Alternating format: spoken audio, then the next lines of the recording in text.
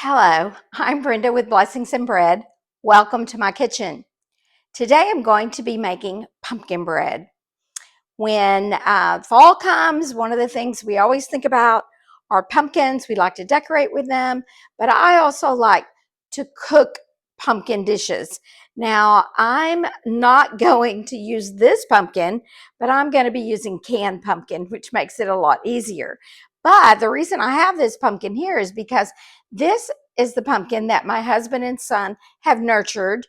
Last year, when I threw out my old pumpkins, come this summer, we got some volunteer pumpkin plants that came up in the yard, and they've watered them and nurtured them. And this week we have actually harvested. This is so far the only orange pumpkin we've gotten. We've gotten several white ones as well. So we had two different pumpkin plants that have just come up volunteer in our yard this year. And so I just decided to do something with pumpkin today. So today we're going to be making pumpkin bread. And so let's get this pumpkin out of the way and we'll get started. Okay, the first thing we're going to do is we're going to prepare our baking pan.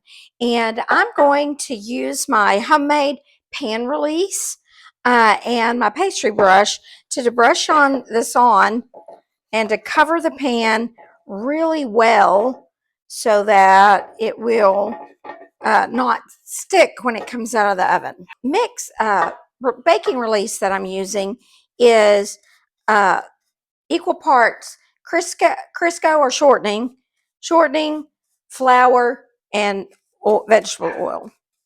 And so just want to cover the pan really well, especially in the corners, so when it comes out of the oven, it won't stick to the pan. I'm going to prepare my pan and I'm going to set that aside, and then we'll get started mixing up the pumpkin bread. This pumpkin bread recipe is so easy and so simple. It just takes a few minutes. Usually when I make it, I double it, but today I decided not to double it, and we're just going to make one loaf of pumpkin bread. So we're going to get started with the first ingredient is 1.5 cups of sugar. And then to that, I'm going to mix 1/2 cup of oil. And we're just going to stir that in. Set these out of the way. And then we're stirring in our oil and mixing the oil and the sugar till it's mixed well. You don't have to use a mixer or anything. This is all just easy to stir by hand. And that's another reason I like it. It's not a lot of cleanup either. All right, next I'm going to add 2 eggs. My dog, I put her outside and she's barking. I hope you can't hear that. But anyway, here goes 2 eggs. These are large eggs, and they are at room temperature, which is best. Now, that doesn't mean I've never baked something with cold eggs, but it's best if you have time to set your eggs out so they'll come to room temperature. If actually you need all of your ingredients at room temperature, it will make them bake more evenly because nothing is cold.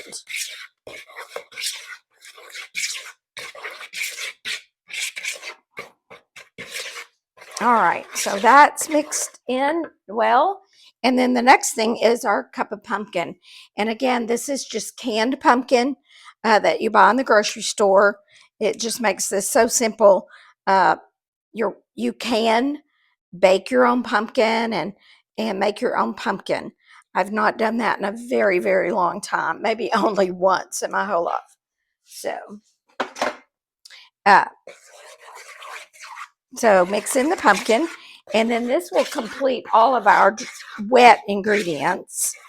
And then we're going to set them aside once they're mixed together really well. We'll be setting these aside for a few minutes while we mix our dry ingredients. Now, I like to sift my dry ingredients to mix them. That I just feel like that gets them mixed better than if you just stir them, but you can just stir them together with a whisk if that's what you prefer. All right, for the flour, we have a cup and 3/4 of all-purpose flour. And then I need a cup. Oops. I need, no, I'm sorry. I need 1/4 of a teaspoon, just a tiny bit of baking powder. Doesn't require very much. This ends up being a fairly dense, quick bread.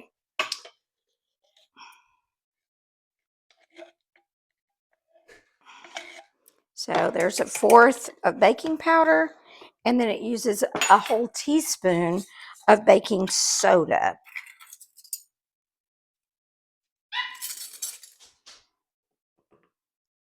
I'm so sorry if you can hear that dog. She just keeps yipping at the back door. She is just like a little kid, very impatient. The next thing we're going to add are spices. This recipe calls for 4 spices, but unfortunately I only have 3 of them in the household today, and I probably live 10 miles to the nearest small grocery store, and so I decided not to make a trip for nutmeg.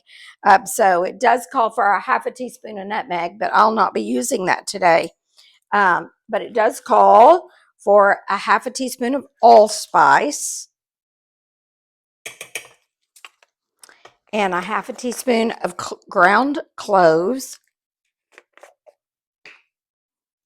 Cloves always smell like the holiday, don't they? And then a 1/2 teaspoon of cinnamon. I feel like there's enough spice in here that we're not going to terribly miss the nutmeg. I'm not a huge nutmeg fan. It's kind of got a flavor to it, especially I do not want it in my peach cobbler. A lot of people put it in peach cobbler. So I don't think we'll miss the nutmeg today, but the recipe does call for that. All right, those are the dry ingredients. So now I am going to just stir those together in the sifter, and then I'll mix it a little bit more just with the spoon.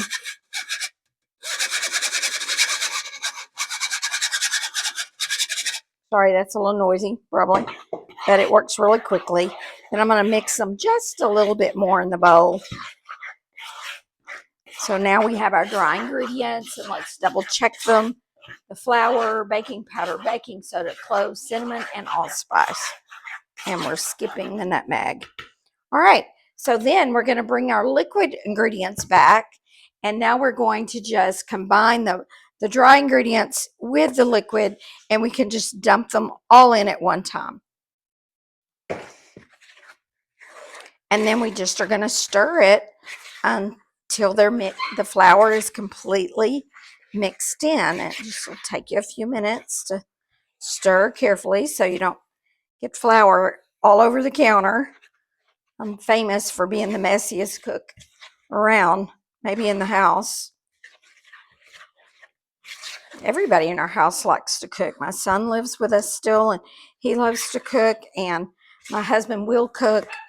And there's some things in this house he makes better than me, but I don't think I would ever find him making pumpkin bread. That would not be. All right, so now that's all mixed together pretty well. And the last thing we're going to add is 1/3 cup of water.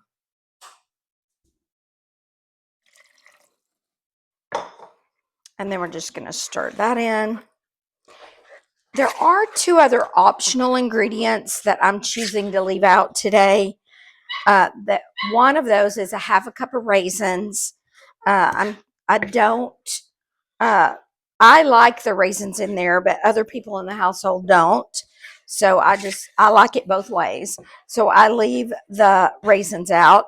And the other optional ingredient is a 1/2 cup of chopped pecans. And I also leave those out. I don't think I've ever really put the pecans in. And I think maybe that began as an economical issue back in the early days of being married. I saved my pecans for other dishes because this is delicious without the pecans.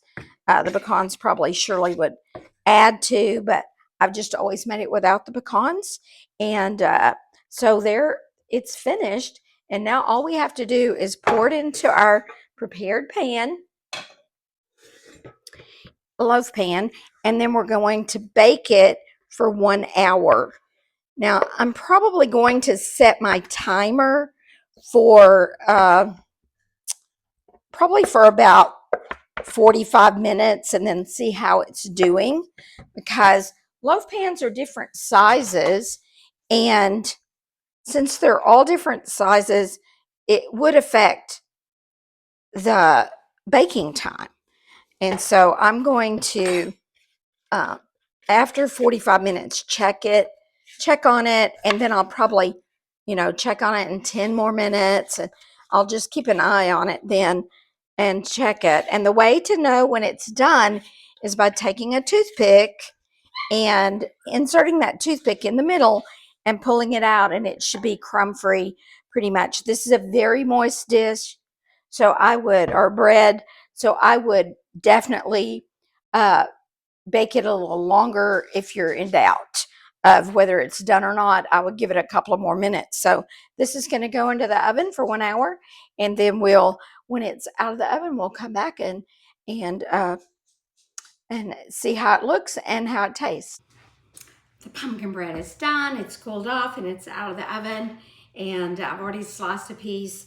I'm glad you were with me today to share this recipe, or to learn about this recipe. And I know this is delicious, but I'm going to take a bite just to see. I cannot tell the nutmeg's not in there.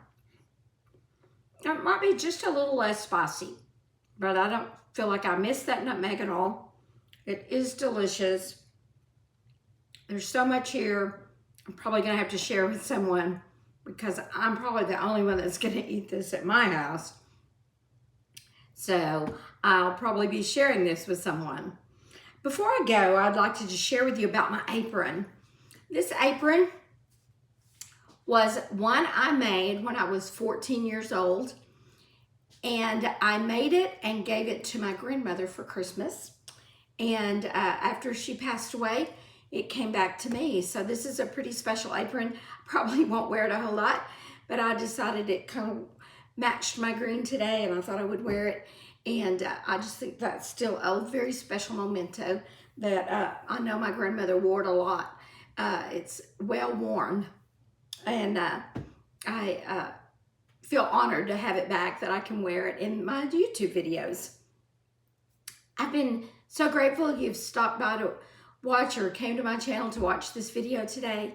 Thank you for joining me on this journey.